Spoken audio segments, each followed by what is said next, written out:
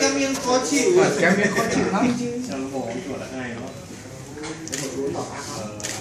Được chưa? Nào máy này đấy. Máy đây đây. Lên chụp này. Rồi. Được rồi. Được chưa? Quay. Quay sức để quay. Cái này cô sang đi. Đúng rồi, sang đi. Đúng chỗ bám. Im đúng chỗ neo. Chụp lên phải cởi ra. Đúng rồi.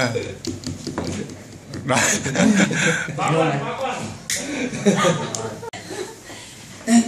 Cất kín thế quả.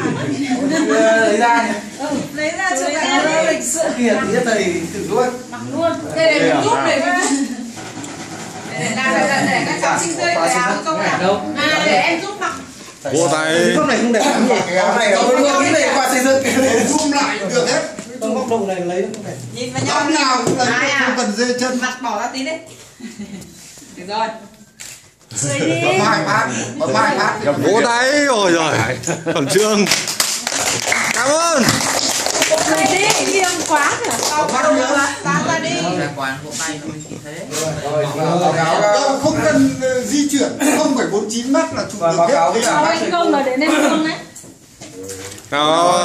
Các thầy cô và Đi đâu áo dài đi. thầy cô là sau đây vào lúc 17 giờ tức là 5 giờ cũng không ấy. Cũng vào lúc là 17 giờ thì khoa cũng tổ chức một buổi liên hoan chia tay thầy. Kính mời các thầy cô trong khoa chúng ta và thầy Công ra dự liên hoan vào lúc 17 giờ tại Vườn Nhãn. Đấy là nội dung thứ hai. Báo cáo các thầy cô. Nghiêm nghị quá, ngồi đẹp các cháu nghiêm nghị quá. Báo cáo các thầy cô thì nội dung thứ ba thì xin mời thầy Phúc, công đoàn nhà trường, công đoàn thứ ba. Vỗ tay đi.